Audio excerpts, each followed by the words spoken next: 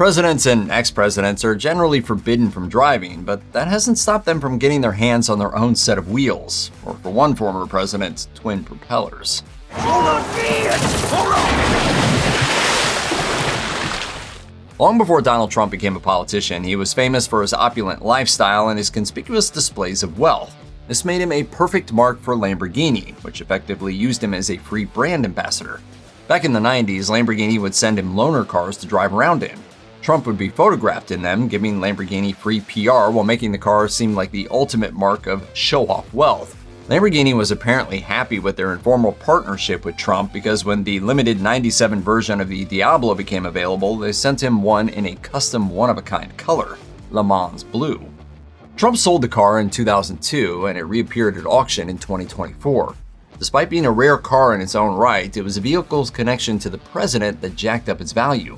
Bids blew past the estimate before it sold for $1.1 million. The coolest car, American-made, for the coolest guy ever to hold this office. You are winning a lot of points with me right now. Before he became president, Barack Obama enjoyed driving, and he lamented that as soon as he became candidate in 2008, he wasn't allowed to do it anymore. It's a problem. But his love of being behind the wheel came about in spite of his first car. He learned how to drive with his grandfather's Ford Granada. Obama told Indianapolis radio station WFBQ, "It may be the worst car that Detroit ever built. This thing was a tin can. Detroit was trying to compete with the Japanese. They wanted to keep the cars big, so they made them out of tinfoil. You basically couldn't go over 80 without the thing getting out of control." In a political era where scandals could be created from tan suits and Dijon mustard, Obama's comments drew backlash from some parts of the media. In the ultimate fishing exhibition, conservative outlet The National Review remarked that if Obama was trying to drive over 80 miles an hour in a time when the speed limit on highways was only 55, He's breaking the law! and that he was turning up his nose at a car that had been incredibly popular with the public, selling hundreds of thousands of units per year. But even they had to admit that Obama was right about the Granada being basically a tin can on wheels. So, National Review? Nice try. Ronald Reagan's most famous vehicle enhanced the image he projected as a rugged American man. The battered red Jeep CJ6 was a gift from his wife in 1963, and he was regularly photographed driving it on his ranch in California during his presidency 2 decades later. But there was another red vehicle at the ranch that got just as much use. In 1977, Japanese car company Subaru released the BRAT, which stands for Bi-Drive Recreational All-Terrain Transporter. Obviously, not a DRAT. That would have been a whole lot cooler. It was both a car and a truck, but not really great at being either. What it was, though, was sturdy as hell. So much so that Subaru was having trouble testing them to the point of destruction. When a contact of the company mentioned he knew someone with a large ranch who could give it a try, Subaru offered to send him one. That's how Ronald Reagan became a secret Subaru test driver. It had to be secret because it was unthinkable in the late 70s and early 80s that the US president, or even a candidate, would drive a Japanese car. Competition between the two countries, especially their automotive industries, was too intense. So Reagan continued to use his sturdy little BRAT at his California ranch, even if it never got the screen time his Jeep did. Harry Truman owned many cars throughout his life, but not being rich, he often traded in his old car toward the price of a new one, and always tried to get a good deal. So he must have loved getting a free one, right? Well, Truman became president in 1945, only 82 days into his VP term. Once the US entered the war, companies, including Ford, switched from making things like civilian cars to products needed for the war effort. When the war ended and regular manufacturing resumed, Ford gave their first car off the production line to the president, a 1946 Ford Super Deluxe Tudor, but Truman never even drove it. It wasn't that he wanted to keep the historic automobile in good shape or anything. Truman was a Chrysler man through and through. There was no way he was going to drive a Ford, even a free one. Probably had one of those stickers. Months after he left the White House, Truman and his wife took a 2,500-mile road trip in their Chrysler New Yorker, and the final car he ever bought, just 6 months before he died, a Chrysler Newport. If you're not familiar with the rise of Jimmy Carter, a political candidate, he was known for being just like the average American. So, like any self-respecting Southerner of the time, he was a huge fan of motor racing and sports cars. He went to NASCAR and endurance races throughout his life, often bringing his whole family. In fact, he claimed to be able to tell different sports cars apart just by the sound of their engines. The Ferraris, I believe, had 12 cylinders, so they sound like a sewing machine, very smooth. Becoming president meant he was never allowed to drive again, but Carter wasn't ready to give up. According to members of his Secret Service detail, well into his 90s and many decades since he'd been allowed to drive a car, Carter was still trying to convince them to let him get behind the wheel. The desire for the open road probably wasn't lessened by an amazing gift he'd gotten only a few years before he died. Jimmy and Rosalind Carter had the longest marriage of any presidential couple. When Rosalind died in 2023, they'd been married for 77 years. And for Jimmy and Rosalind's 75th wedding anniversary, Garth Brooks and Trisha Yearwood gave the Carters a 1946 Ford Super Deluxe. If that sounds familiar, it was the same model presented to Harry Truman after World War II ended, although this version was a convertible. 1946 was the year the Carters got married, making the present extra special for the car-loving former president, who was reportedly thrilled to receive it.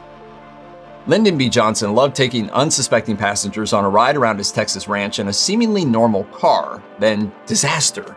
As recounted by A. Joseph A. Califano in his book The Triumph and Tragedy of Lyndon Johnson, The White House Years, the prank went something like this. We reached the steep incline at the edge of the lake, and the car started rolling rapidly toward the water. The president shouted, "The brakes don't work. The brakes won't hold. We're going in. We're going under." The car splashed into the water. I started to get out. Just then, the car leveled, and I realized we were in an Amphicar. According to Califano, LBJ never let him forget he was willing to leave the president to drown while trying to save himself. The reason this prank worked on so many people was that Amphicars were uncommon, even then. Based in West Germany, the company was, and still is, the only ever to make an amphibious car for civilian use. They were in production for just 7 years, producing only 3,878 vehicles. So when LBJ would careen toward the lake, none of his passengers would have any reason to think that they were going to float. The president sometimes got his Secret Service agents to play a part, adding to the realism and the terror. Franklin Delano Roosevelt was already a well-known politician by the time he contracted polio at age 39. And when he returned to the political stage, he wanted to look as if he could still do everything he could do before the disease. This included having specially made cars that allowed him to drive. FDR had at least 4 cars altered to be used with hand controls after he lost the use of his legs, including a Ford Model A, a DeSoto, and 2 different Plymouth PA Phaetons. Driving made campaigning and talking to constituents easier. If he was behind the wheel, he could pull up to an event under his own power, and as long as he stayed in the car, he wasn't expected to stand up. The Great Depression consumed most of Herbert Hoover's single term in office, and he had little chance of re-election thanks to the suffering that so many in the U.S. were going through. The Great Depression also came at an unfortunate time for Cadillac.